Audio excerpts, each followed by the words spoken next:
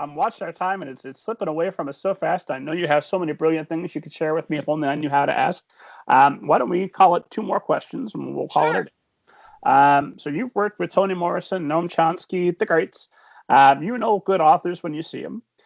What separates the good authors from the bad authors, and what are the most common mistakes that you see authors making when it comes to marketing their books? Good authors from bad authors. Well, I like to say that there are no bad authors. I think that one of the really tricky things with authors is that everybody who writes a book, especially the first time, there's this feeling of like, I'm the only one who's ever written a book ever in the whole world. And what separates the good authors from the bad authors, in a way, is understanding that that you're not writing. You can't write in order to be famous. You can't write in order to make $1 million, because that's not the way that writing works.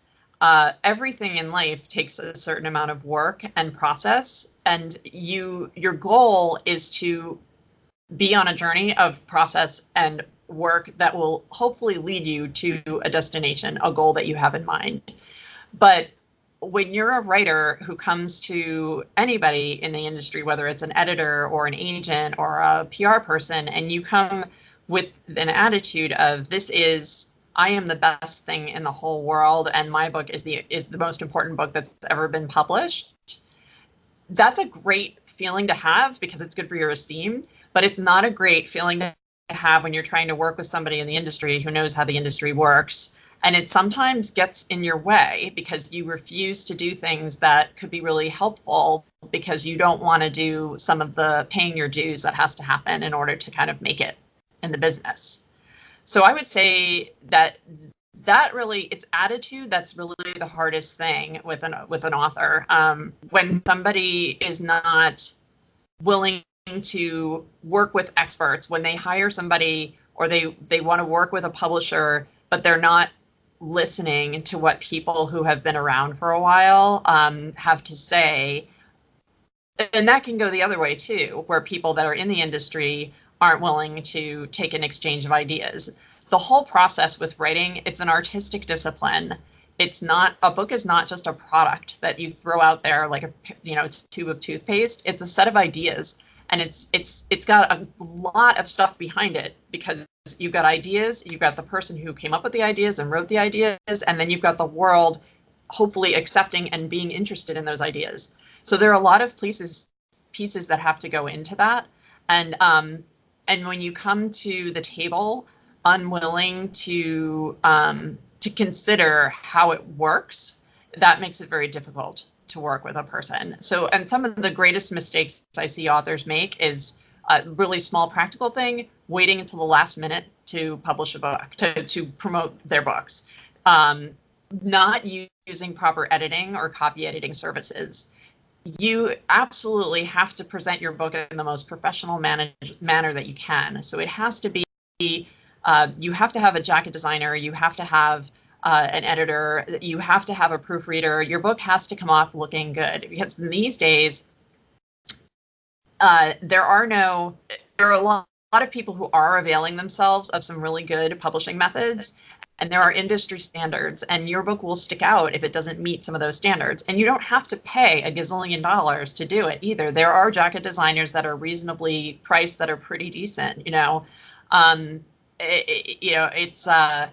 Those are some of the biggest things, I think, is sort of not being able to bring some humility and like leave some ego to the side in order to be accepting of how much it takes to sort of get out there and how much exposure you have as a writer, and your material, sort of being ready for that is one aspect. And then the other part is really just more practical things, timing, book production, how the book looks, and knowing how that stuff works, and being willing to be edited. That's a really long answer to that question. No, it's a wonderful answer. I'm just going to let you keep talking. I think you'd make a great professor. Well, I've been around for a long time. I'm not going to $1 million, though. Yeah, I know. Well, you could make it rich, but I think in our culture that the world has become so American idolized that we think that there's this like overnight success thing, and people think of it with authors too. They think they see J.K. Rowling or they see, I mean, I don't know, even see James Patterson or these big people, and they think, oh, I could be big like them. J.K. Rowling was just some like, teacher or whatever she was before she was a big writer, and then she got discovered, and look how huge she is. But what people don't really realize is that James Patterson wrote his first book in 1976. That was a long time ago. A lot of these people started doing what they were doing like 10, 20 years ago. So it's not an overnight. There's no overnight. There's, you have to be able to be ready for the journey. It's not easy. It's just not easy. And being ready for that and being a little bit humble while at the same time thinking you are the best thing since sliced bread, because that's how we all have to have a little bit of that in our lives, is an important combination in order to be successful.